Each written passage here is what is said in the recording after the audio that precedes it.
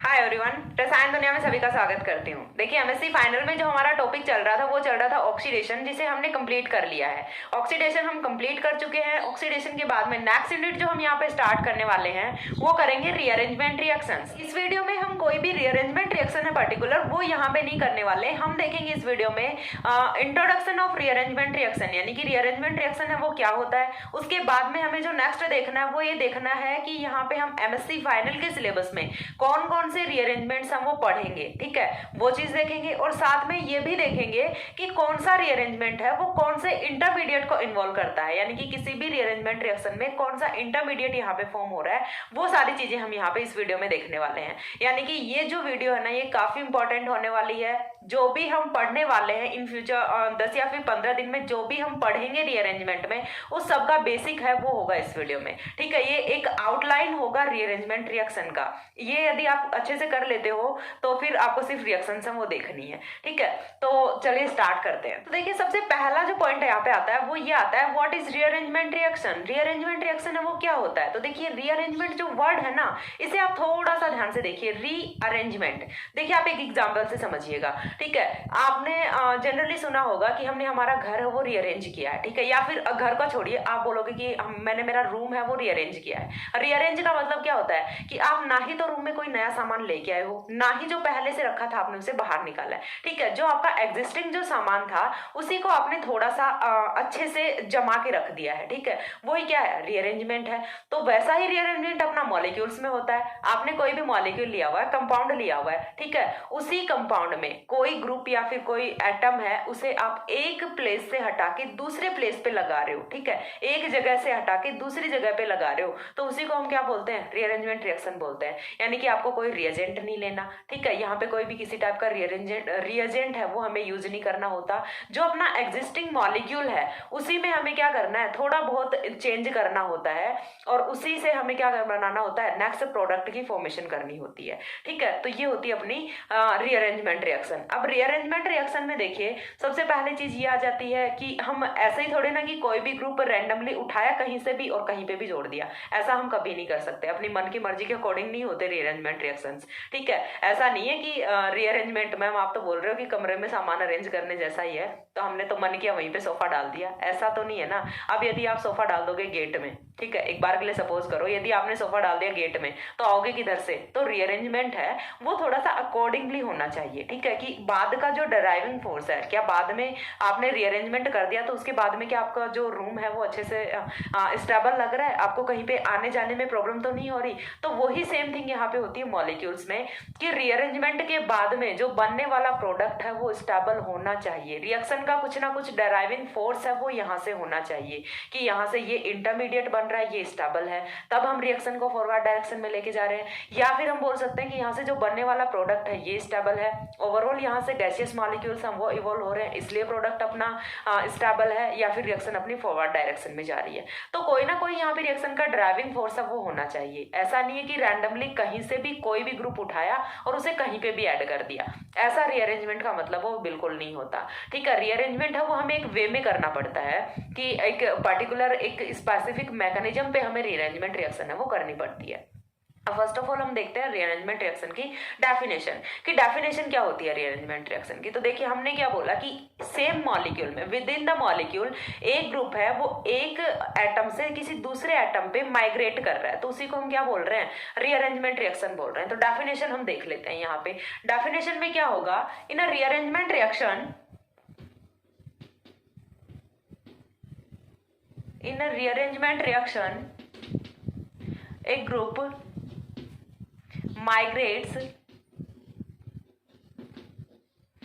from one atom to another atom to another atom, ठीक है। In a rearrangement reaction a group migrates from one atom to another atom and most of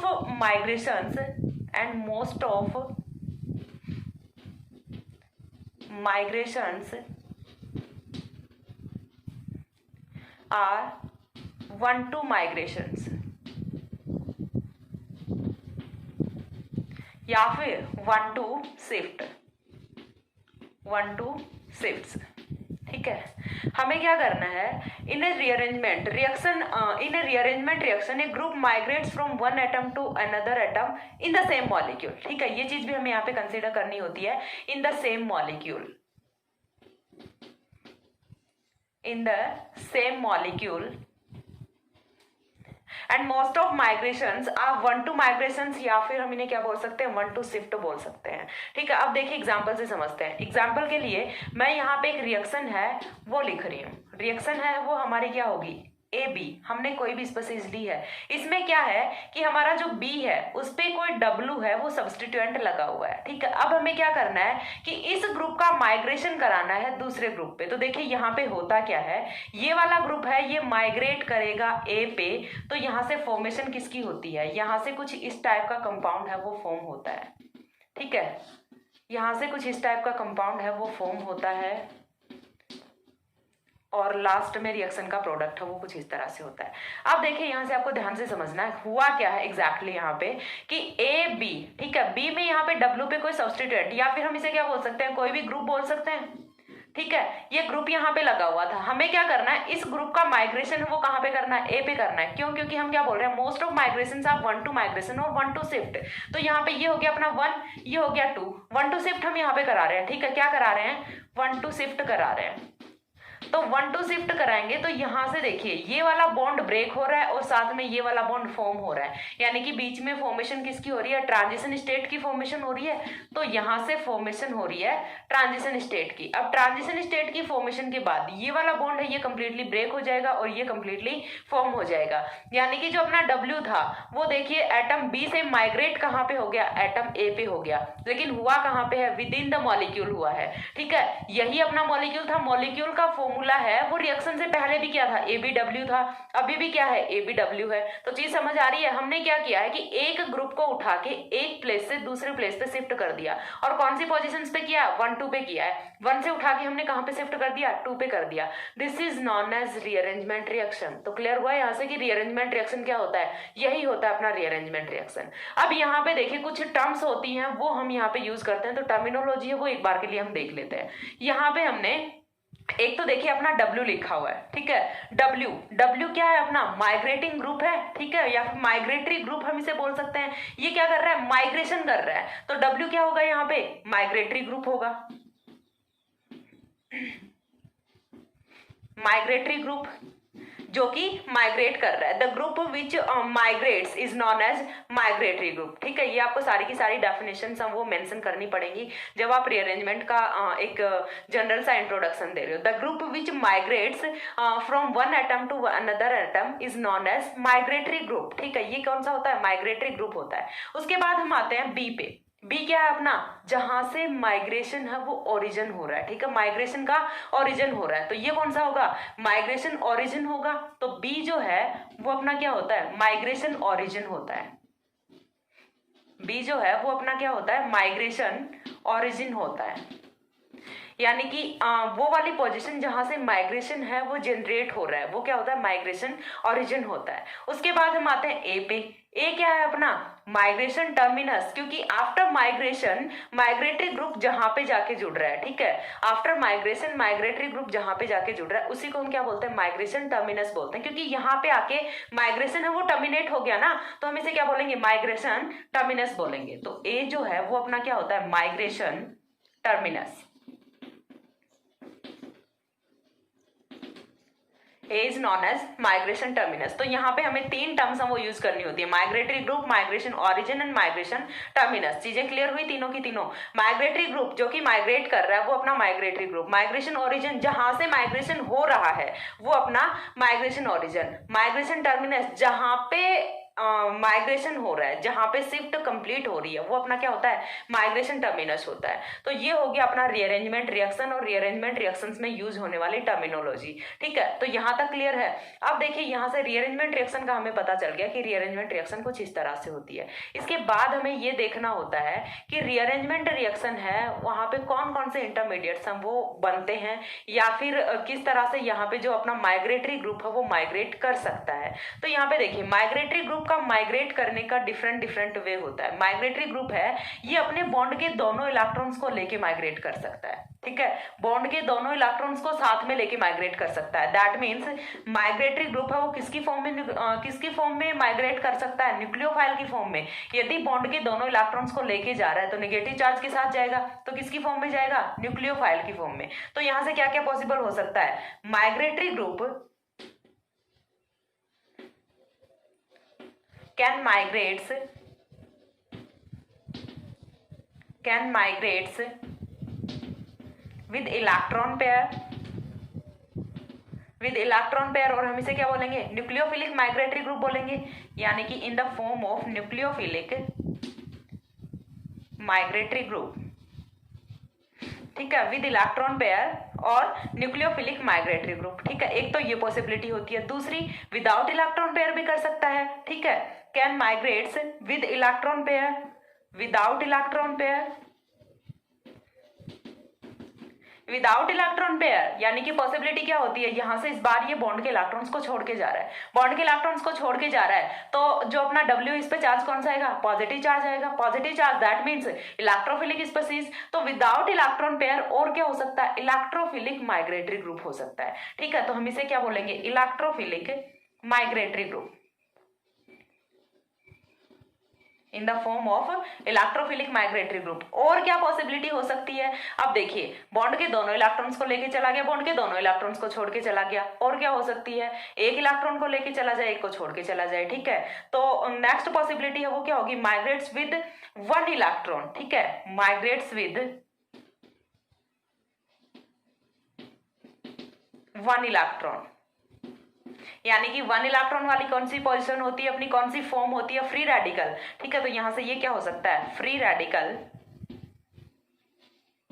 migratory group, free radical migratory group. तो यहां से इन possibilities के साथ migratory group है वो अपना माइग्रेट कर सकता है, किस किस के साथ, न्यूक्लियोफिलिक माइग्रेटरी ग्रुप हो सकता है अपना, इलेक्ट्रोफिलिक माइग्रेटरी ग्रुप हो सकता है, और फ्री रेडिकल माइग्रेटरी ग्रुप अपना हो सकता है। तो ये पॉसिबिलिटी हो सकती है माइग्रेटरी ग्रुप के माइग्रेशन की, ठीक है, यानी कि ये या तो क्या करेगा, अपने बॉन्ड के दोनों इलेक्ट्रॉन्स को साथ लेके जाएगा, और मोस्ट ऑफ माइग्रेशन में यही होता है कि हम जो भी अपना बॉन्ड जा रहा है यहाँ से, वो अपने बॉन्ड के दोनों इलेक्ट्रॉन्स को साथ में लेके जा रहा होता है, यानी कि मोस्ट ऑफ जो माइग्रेशंस हैं वो कौन सी होती हैं, न्यूक्लियोफिलिक माइग्रेशंस होती हैं। और इसके पीछे का भी एक इंडिविजुअल रीजन होता है, वो चीज मैं एक्सप्लेन करती हूँ। ये पॉइंट भी आप यहाँ से नोट कर सकते हैं कि मोस्ट ऑफ जो माइग्रेशंस हैं वो न्यूक्लियोफिलिक माइग्रेशन होती हैं, ठीक है। यहाँ पे हम मेंशन कर देते हैं migratory group migrates most of with electron pair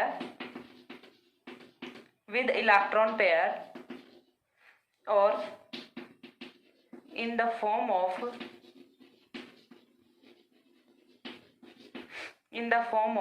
nucleophilic migratory group, ठीक है। या फिर हम क्या बोल सकते हैं, among all these one two shift ही हो रही है, ठीक है। या फिर हम यहाँ पे क्या बोल सकते हैं, among all these one to shifts, nucleophilic one two shift, nucleophilic one two shift occurs more commonly, occurs more commonly। ये पॉइंट भी यहाँ से इंपॉर्टेंट होता है। among all these one to shifts nucleophilic one to shift occurs more commonly, यानी कि nucleophilic जो one to shift है वो सबसे इजीली यहाँ पे अकर होती है, ऑब्टेन होती है, ठीक है। अब यहाँ पे न्यूक्लियोफिलिक one to shift के ऑब्टेन होने का रीजन क्या होता है, तो वो यहाँ पे देखिए रीजन है वो डिपेंड करेगा इस ट्रांजिशन स्टेट पे, क्योंकि हम क्या बोल रहे हैं कि बीच में ट्रांजिशन स्टेट की फॉर्मेशन हो रही है। तो ये ट्रांजिशन स्टेट है, ये डिसाइड करेगी जहां से मोस्ट स्टेबल ट्रांजिशन स्टेट बनेगी, वही वाला जो अपना शिफ्ट है वो सबसे ज्यादा अपने को ऑब्टेन होगा, ठीक है। तो न्यूक्लियोफिलिक जो अपना होता है, न्यूक्लियोफिलिक जो अपना माइग्रेटरी ग्रुप होता है, इसमें जो अपनी ट्रांजिशन स्टेट होती है वो मोस्ट स्टेबल होती है। किस तरह से होती है वो चीज हम देखेंगे। एक बार इतना स्क्रीनशॉट लीजिए, हो गया।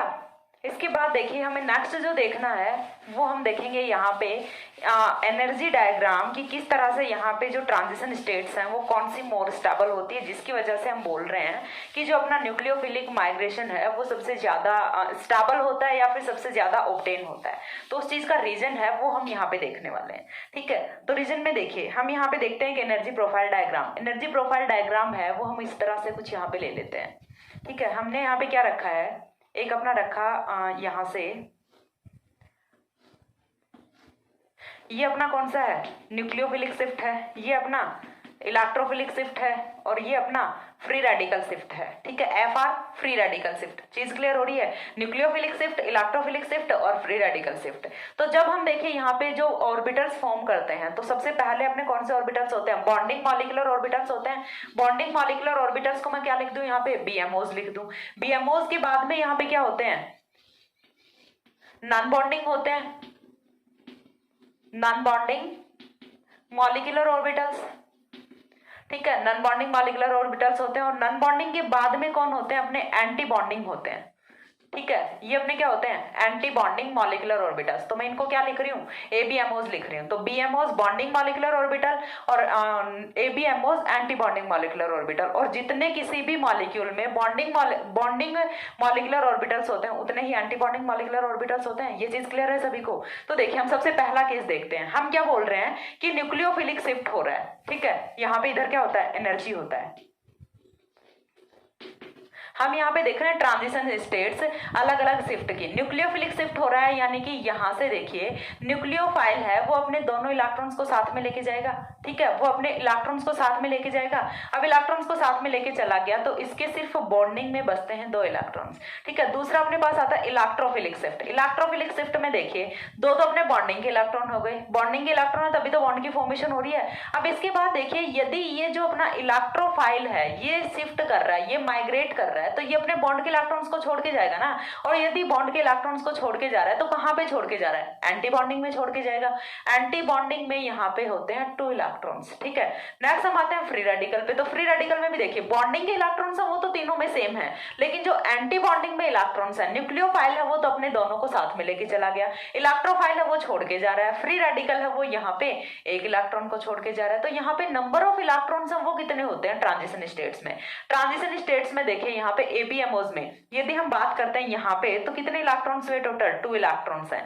यहाँ पे नंबर ऑफ इलेक्ट्रॉन्स कितना है, 4 इलेक्ट्रॉन्स है। और यहाँ पे नंबर ऑफ इलेक्ट्रॉन्स है वो कितना है, 3 इलेक्ट्रॉन्स है। तो चीज क्लियर हो रही है, एंटी बॉन्डिंग में जितने ज्यादा इलेक्ट्रॉन्स होंगे, यानी कि देखिए क्या हो रहा है, एनर्जी ऊपर की तरफ इंक्रीज कर रही है। एंटी बॉन्डिंग में जितने ज्यादा इलेक्ट्रॉन्स होंगे मॉलिक्यूल की एनर्जी है वो उतनी ही हाई होगी। ठीक है, मॉलिक्यूल ट्रांजिशन स्टेट की ही तो हम यहाँ पे स्टडी कर रहे हैं, ट्रांजिशन स्टेट की बात कर रहे हैं कि जब अपना न्यूक्लियोफिलिक शिफ्ट होता है तो उसकी ट्रांजिशन स्टेट में 2 इलेक्ट्रॉन्स होते हैं, जब अपना इलेक्ट्रोफिलिक शिफ्ट होता है तो उसकी ट्रांजिशन स्टेट में अपने पास 4 इलेक्ट्रॉन्स होते हैं, और जब अपना फ्री रेडिकल शिफ्ट होता है तो उसकी ट्रांजिशन स्टेट में अपने पास 3 इलेक्ट्रॉन्स होते हैं। ठीक है, तो यहाँ पे देखिए जितनी ज्यादा एनर्जी होगी ट्रांजिशन स्टेट की उतनी ही ट्रांजिशन स्टेट की स्टेबिलिटी है वो कम होगी।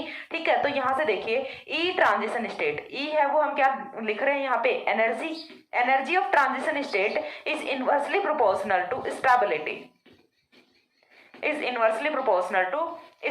तो एनर्जी ऑफ ट्रांजिशन स्टेट है वो सबसे ज्यादा किसकी है, इलेक्ट्रोफाइल की है। एनर्जी ऑफ ट्रांजिशन स्टेट है वो सबसे ज्यादा किसकी है, इलेक्ट्रोफाइल की है।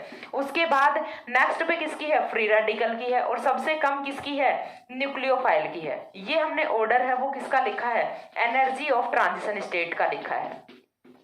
ये ऑर्डर किसका हुआ, एनर्जी ऑफ ट्रांजिशन स्टेट का हुआ। अब हमें देखना है stability of transition state. Next order है वो हम क्या देखेंगे, स्टेबिलिटी। तो ETS energy of transition state is inversely proportional to stability. तो ये जो वाला जो स्टेबिलिटी का ऑर्डर है वो क्या होगा, जस्ट इसका रिवर्स होगा। तो स्टेबिलिटी ऑर्डर की यदि मैं बात करूं, यहाँ से स्टेबिलिटी ऑफ ट्रांजिशन स्टेट की यदि मैं बात करूं तो न्यूक्लियोफाइल की ट्रांजिशन स्टेट है वो सबसे ज्यादा स्टेबल होगी, देन फ्री रेडिकल की होगी, देन इलेक्ट्रोफाइल की होगी। और आपको यही जो वे है, यही जो ऑर्डर है ये मिलेगा माइग्रेटरी ग्रुप्स का, कि न्यूक्लियोफिलिक जो माइग्रेटरी ग्रुप्स हैं वो सबसे ज्यादा मिलेंगे आपको, देन आपको फ्री रेडिकल्स मिलेंगे, देन आपको इलेक्ट्रोफाइल मिलेंगे। इलेक्ट्रोफाइल की फॉर्म में बहुत ही रेयर केस में यहाँ पे माइग्रेशन होता है, ये चीज आपको पता होनी चाहिए, वही इतनी देर से मैं समझाने समझाने की कोशिश कर रही थी, थोड़ा सा टिपिकल था, लेकिन अच्छे से अंडरस्टैंड करने की कोशिश कीजिए, आपको समझ आएगी ये चीज। लास्ट में आपको स्टेबिलिटी ऑर्डर से क्लियर होगा कि क्यों न्यूक्लियोफिलिक जो अपना माइग्रेशन है, न्यूक्लियोफिलिक 1 to शिफ्ट है,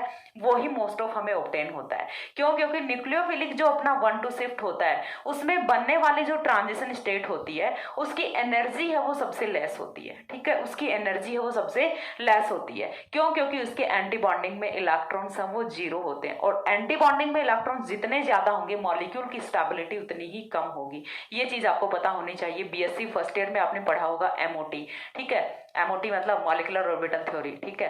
तो ये होता है अपना कुछ कॉन्सेप्ट की जिसकी वजह से हम बोल रहे हैं कि न्यूक्लियोफिलिक 1 to शिफ्ट वो मोर कॉमनली हमें ऑब्टेन होते हैं। तो रीजन क्या था उस चीज के पीछे का? रीजन था स्टेबिलिटी ऑफ ट्रांजिशन स्टेट, ठीक है, कि यहाँ पे जो बनने वाली ट्रांजिशन स्टेट है वो कौन सी स्टेबल होगी, उसी के अकॉर्डिंग यहाँ से हमें शिफ्ट है वो ऑब्टेन होती है। तो ये चीज यहाँ से क्लियर हुई इतनी। ये चीज क्लियर होने के बाद देखिए नेक्स्ट है वो हम देखते हैं कि कौन कौन से रीअरेंजमेंट्स हैं, ठीक है, कौन कौन से रीअरेंजमेंट्स हैं वो हम इस यूनिट में पढ़ने वाले हैं। तो रीअरेंजमेंट है, देखिए वो डिपेंड किस पे करेंगे, हम यहाँ पे देखेंगे एटम वाइज कि कौन सा एटम है वो रीअरेंजमेंट को इन्वॉल्व कर रहा है, ठीक है। तो सबसे पहला जो हम है वो देखने वाले हैं यहाँ पे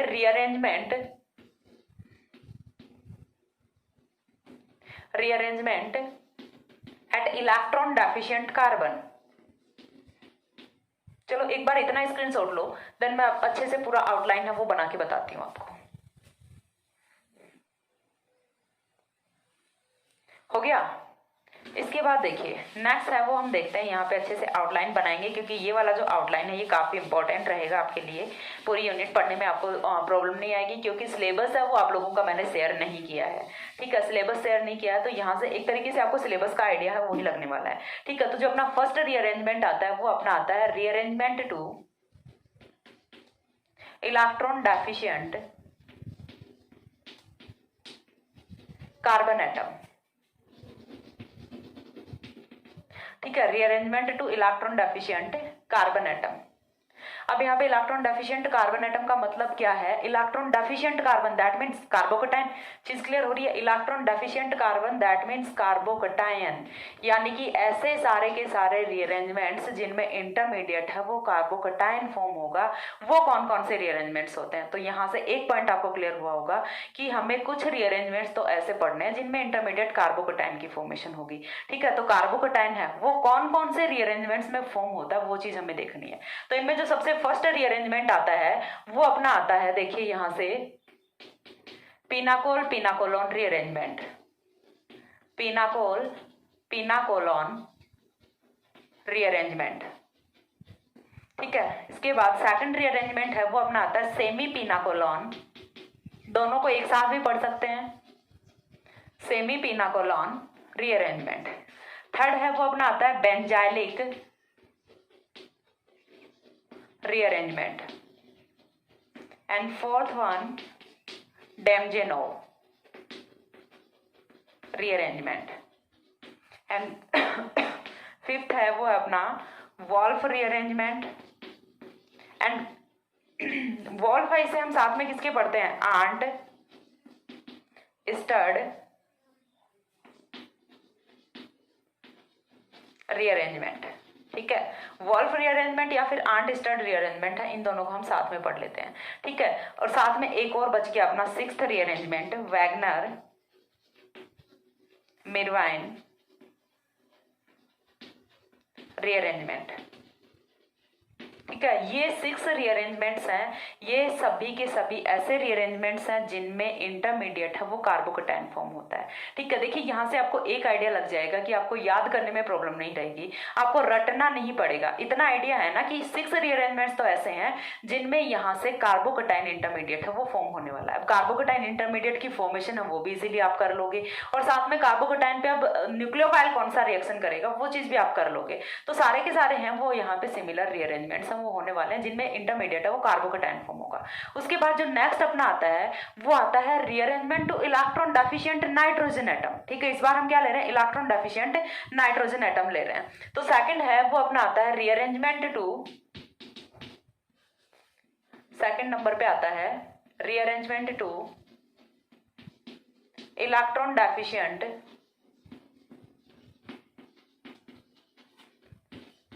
नाइट्रोजन एटम।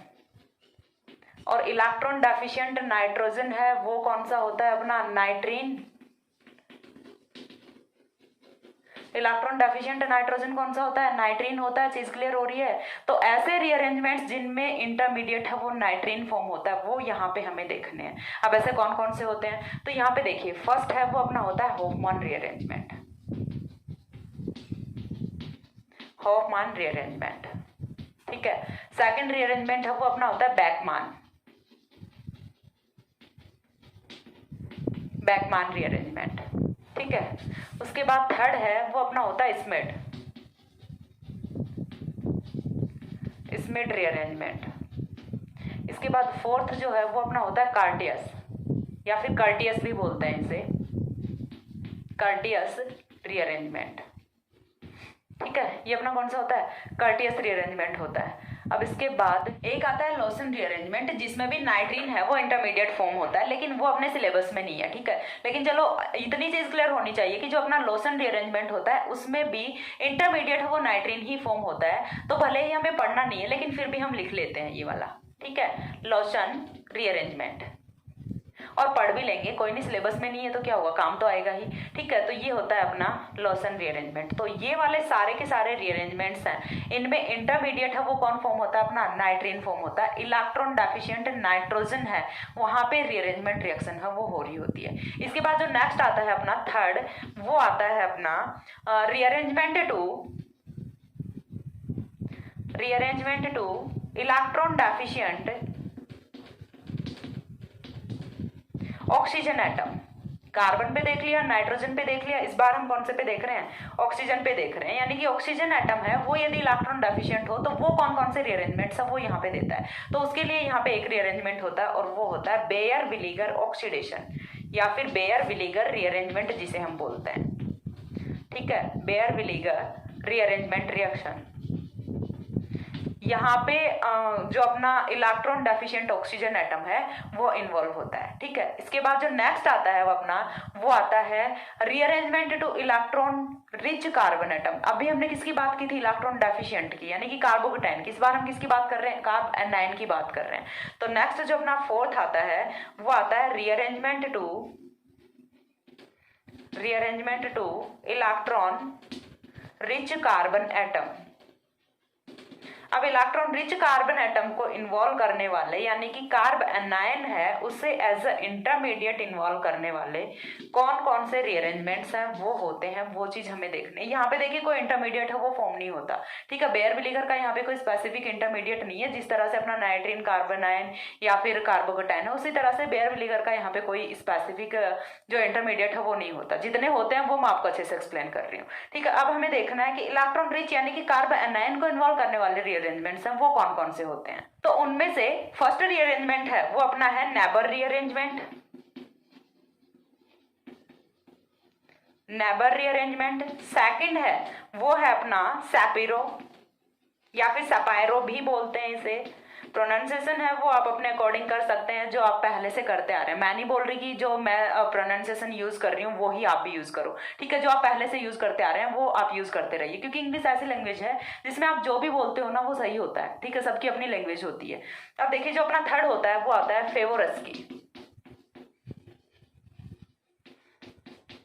फेवोरस्की रीअरेंजमेंट। तो ये तीनों रीअरेंजमेंट्स हैं, ये इन्वॉल्व करते हैं इंटरमीडिएट कार्ब एनायन को।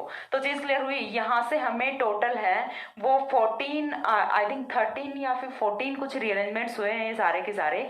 तो ये हमें यहाँ पे पढ़ने हैं, इनसे बाहर कुछ भी नहीं पढ़ना। तो यहाँ से आपको आइडिया लग गया होगा कि यूनिट कितनी छोटी होने वाली है, ठीक है। हम डेली का एक रीअरेंजमेंट है वो तो क्लियर कर ही सकते हैं इजीली, ठीक है। तो जो प्रीवियस वाले बच्चे जो अभी फाइनल में एंटर कर रहे हैं तो उनको मैं सजेस्ट करूंगी, उनको मैं रिकमेंड करूंगी कि बाकी आप ऑक्सीडेशन से स्टार्ट करते हो नहीं करते हो वो चीज आप पे डिपेंड करती है, लेकिन एटलीस्ट आप रीअरेंजमेंट है उसे तो स्टार्ट कर ही लीजिए, क्योंकि काफी इजी यूनिट है। इससे इजी आई थिंक कुछ हो नहीं सकता। कोई क्वेश्चन को घुमा के नहीं पूछा जा सकता। यहाँ से आपके जो 5 मार्क्स हैं वो कोई नहीं खा सकता, ठीक है। तो ये होता है अपना रीअरेंजमेंट रिएक्शन में। रीअरेंजमेंट रिएक्शन में अब देखिए हम सबसे पहले जो स्टार्ट करेंगे वो ये वाले 6 रीअरेंजमेंट्स करेंगे। देन हम जैसे जैसे अपना चलता जाएगा आगे बढ़ते जाएंगे और सारे के सारे रीअरेंजमेंट्स है वो कवर करेंगे। अब देखिए यहाँ से जो इंपॉर्टेंट चीज़ थी वो मेरे को यही बतानी थी कि ये आउटलाइन है, ये आपके लिए बहुत जरूरी है। यहाँ से आपको आइडिया रहेगा कि हमारा सिलेबस क्या है। देखिए सबसे पहली चीज़ तो जब तक आपको सिलेबस का नहीं पता ना, अब आप लोग बोलोगे मैम सिलेबस याद करके क्या करना है, जब तक आपको सिलेबस का ही नहीं पता कि आपको पढ़ना कितना है, सिलेबस याद कर लीजिए, सिलेबस का दिन में 5 बार रट्टा मारिए, आधी चीजें तो आपको वैसे ही क्लियर हो जाएंगी। क्योंकि जब आपके माइंड में टेंशन रहेगा ना, जब आपको सिलेबस याद रहेगा, देखिए सीधी सी बात है, जब आपको याद रहेगा कि हाँ बेंजालिक रीअरेंजमेंट है कुछ सिलेबस में, डेमजेनोव रीअरेंजमेंट है कुछ सिलेबस में, अब इनके बीच की रिएक्शन नहीं आ रही, तो रिएक्शन नहीं आ रही तो बुक उठा के पढ़ने पे मजबूर हो जाओगे कि यार कुछ तो है इसमें, ये तो मेरे को पढ़ना चाहिए। ठीक है, तो सिलेबस याद होना है वो बहुत जरूरी है। सिलेबस याद नहीं है, आपको यही नहीं पता है कि आपके सिलेबस में क्या है, तो सिलेबस में याद नहीं है तो आपको वैसे भी कुछ याद नहीं होने वाला, वैसे कुछ याद नहीं आने वाला तो आप पढ़ने वाले भी नहीं हो। तो सिलेबस याद करना है वो बहुत ही मस्ट होता है। ठीक है, तो सबसे पहले आप अपना सिलेबस याद कीजिए पढ़ने के लिए। देखिए इससे बेस्ट ट्रिक कोई नहीं हो सकती। मैं तो अपना यही करती थी एमएससी के टाइम में कि सबसे पहले अपना सिलेबस याद करो। आपको मतलब यूनिट वाइज टॉपिक है वो पता होने चाहिए कि इस यूनिट में ये टॉपिक है, इतने नंबर पेज पे मिलेगा आपको, इतना तक आपको याद होना चाहिए। इतना जिस दिन याद हो गया ना, फिर आपको अच्छे से सारा सब कुछ है वो याद हो जाएगा। मैं ये नहीं बोल रही कि आप अभी से सारा सब कुछ रट डालो, फाइनल ईयर वालों के लिए बहुत ही कंपलसरी है क्योंकि उनकी एग्जाम्स है वो होने वाली हैं।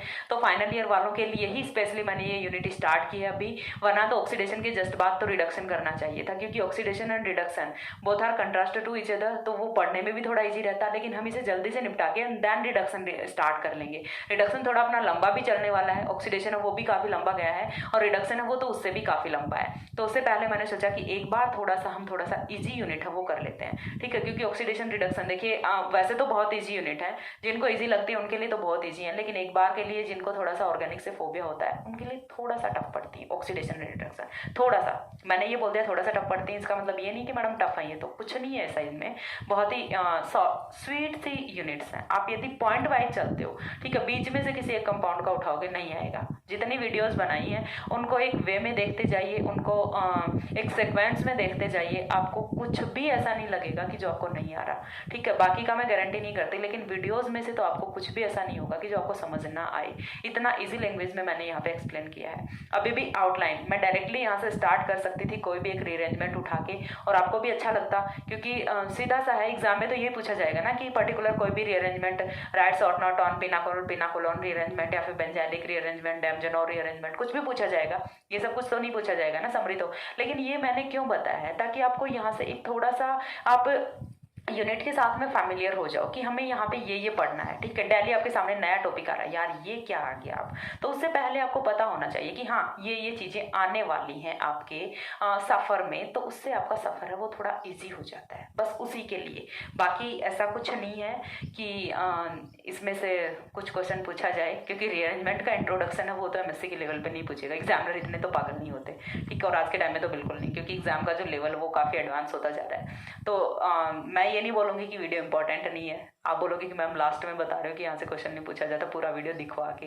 तो कोई नहीं, देखा हुआ वेस्ट नहीं गया आपका वीडियो। यहाँ से आपको बहुत हेल्प मिलेगी आगे जो आप पढ़ने वाले हो उसमें, आई गारंटीड इट। ओके, सो बस आपको सिर्फ पढ़ना है, और स्पेशली मैं उन बच्चों को रिकमेंड करूँगी ये वाली यूनिट जो कि अभी एमएससी प्रीवियस से पास आउट हुए हैं। पास आउट तो क्या, उन्हें प्रमोट किया गया है। तो सबसे पहली चीज़ तो ये चीज़ आप लोगों के लिए मैं अपने अकॉर्डिंग बताती हूँ कि बहुत बुरी हुई है। ठीक है, क्योंकि आपको पेपर लिखने का कोई यहाँ से एक्सपीरियंस है वो नहीं मिला। ठीक है, तो अभी से अवेयर हो जाइए, अलर्ट हो जाइए, और अच्छे से प्रिपरेशन करना स्टार्ट कर दीजिए, क्योंकि ये मत सोच लेना कि एमएससी प्रीवियस हो गई वैसे ही फाइनल भी हो जाएगी। ठीक है, एमएससी फाइनल इतना आसानी का खेल नहीं है एमएससी करना कोई। ठीक है, तो बस पढ़ते रहिए, और यूनिट है वो काफ़ी इजी है जितना मैं करवा रही हूँ। साथ के साथ आप रीअरेंजमेंट है वो याद करते जाइए, प्रैक्टिस करते जाइए। कुछ बहुत ज़्यादा एग्जाम्पल्स हम वो भी वैरी नहीं करेंगे ऑक्सीडेशन की तरह से, बहुत ज़्यादा रिएजेंट्स हम वो भी आपको नहीं रटने पड़ेंगे। एक यदि आप रीअरेंजमेंट पढ़ रहे हो तो उसमें आपका एक ही रिएजेंट आएगा। ठीक है, ऑक्सीडेशन की तरह नहीं है कि एक ही कंपाउंड का रीअरेंजमेंट हम 75 रिएजेंट से करवा रहे हैं। ठीक है, तो वैसा कुछ यहाँ पे नहीं होने वाला। तो काफ़ी अच्छी यूनिट है, इसीलिए मैंने यहाँ पे इसे पहले स्टार्ट किया है कि ऑक्सीडेशन और रिडक्शन के बीच में एक बार थोड़ा सा ब्रेक मिल जाए, वरना तो आधे बच्चे हैं वो तो वैसे ही वीडियोस को छोड़ के भाग जाएंगे कि मैडम क्या करवा रही है, कहाँ से करवा रही है, ऑक्सीडेशन फिर रिडक्शन, सारा सब कुछ पता नहीं कहाँ कहाँ से उठा के ला रही हैं। तो बीच में एक थोड़ा सा लाइटली टॉपिक है वो अपना चलेगा, जो कि अपना रीअरेंजमेंट है। सो कि आज के लिए बस इतना ही। नेक्स्ट हम कोई भी रीअरेंजमेंट है वो मैं स्टार्ट करूंगी यहाँ पे। तब तक के लिए सी या, have a good day, thanks for watching.